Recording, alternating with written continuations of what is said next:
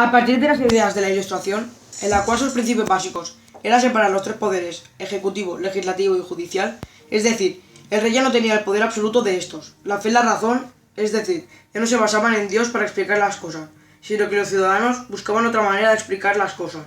También tenían ideas de libertad de expresión, y se formula el principio de la soberanía nacional. Estas ideas se restablecieron en Francia al inspirarse en la independencia de Estados Unidos, que a la vez se inspiró en la ideología ilustrada en Francia. Había sectores sociales que querían cambios. Subió el precio de los productos y se incrementó una mayor importancia en los negocios y las industrias. La burguesía consiguió beneficios elevados, pero habían revoluciones que intervenían en el libre comercio y libre producción. Gracias a las ideas ilustradas, los burgueses reclamaron cambios en los privilegios aristocráticos y en el absolutismo. También hubo una gran crisis, la cual hizo que Luis XVI obligara a la nobleza a pagar impuestos para intentar aliviar la situación económica que estaban viviendo. La nobleza se rebeló, la cual provocó una gran crisis política. Luis XVI, al tener tanta presión social delante de estas crisis, decidió marcharse dejando el cargo vacío. Por consecuente, Luis XVI fue hallado y decapitado por la misma presión por la cual se fue. Fue decapitado por la Convención Girondina el día 21 de enero de 1793. Esta convención tuvo problemas con el grupo más radical, que es la Convención Jacobina, las cuales tenían disputas porque ningún monarca reinara o de lo contrario que hubiese alguien en el cargo. Durante los años del consulado, Napoleón puso fin a las protestas populares y reprimió a los jacobinos.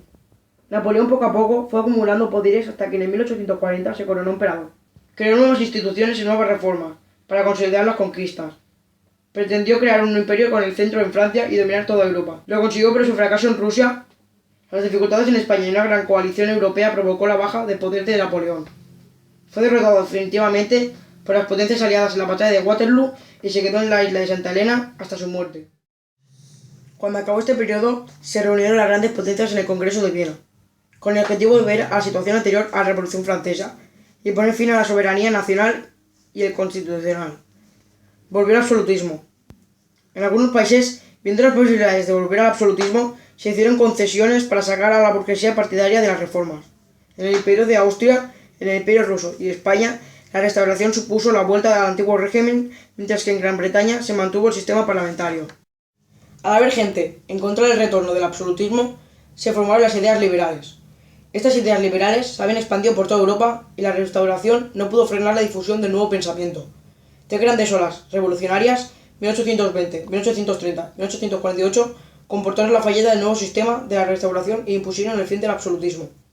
La primera ola revolucionaria se produjo entre 1820 y 1824, pero fallaron. Al fallar, unos liberales fueron obtenidos y ejecutados y otros se fueron en el exilio. La segunda ola revolucionaria se produjo entre 1829 y 1839.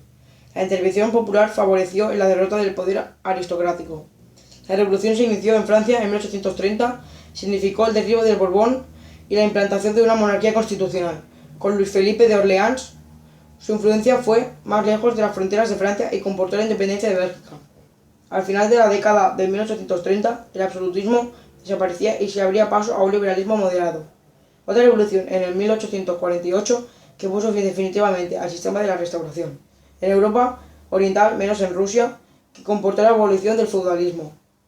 El movimiento insurreccional terminó con el asalto al Palacio Real, con la huida del rey y la proclamación de la República.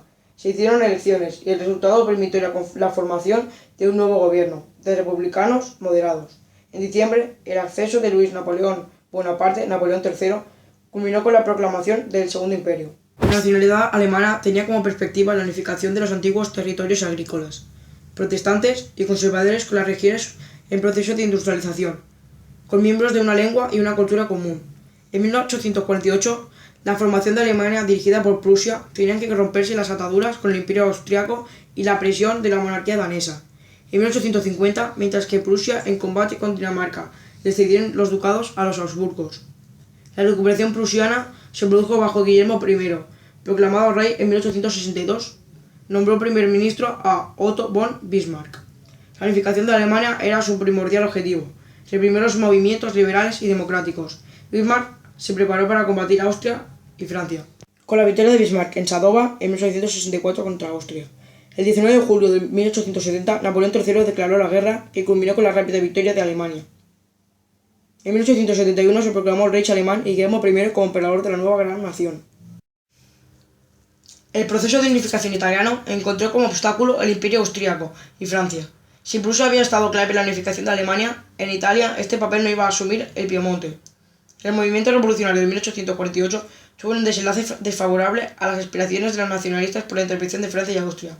Víctor Alberto, rey del Piemonte, nombró primer ministro al conde Camillo Benso di Cavour, 1852. Representaba la opción nacional sobre la monarquía, contra las aspiraciones republicanas de Mazzini y Garibaldi. Cavour introdujo en el Piemonte un conjunto de reformas liberales en el año 1858. Obtuvo la ayuda de Napoleón III, en donde se acordó luchar contra la agresión austríaca. La guerra explotó en 1859. Austria lo declaró a los piemonteses y a Francia y tuvo una clara y favorable victoria por los aliados. En noviembre de 1858 se firmó la Paz de Zúrich. Esta concesión, hecha por Napoleón III, mientras en el sur de los republicanos de Mazzini intentaban sublevar Palermo con la ayuda del ejército de camisetas rojas de Garibaldi. En 1860, el ejército de Garibaldi dominaba Sicilia y el ejército papal era derrotado en el norte por los piemonteses. En el 1861, Víctor Manuel II se proclamó rey. Aquí podemos observar cómo estaba estructurada el mapa de Europa en el siglo XIX y cómo está ahora en la actualidad con las reformas nacionalistas. En el nacionalismo hay tres principios básicos. Por una banda, la soberanía nacional y por la otra, el principio de nacionalidad. La soberanía nacional es un concepto que le da todo el poder a la nación, es decir, a los ciudadanos. Y el principio de la nacionalidad es que cada nación debe formar su propio Estado y que las fronteras del Estado deben coincidir con las de la nación. Snoop Dogg.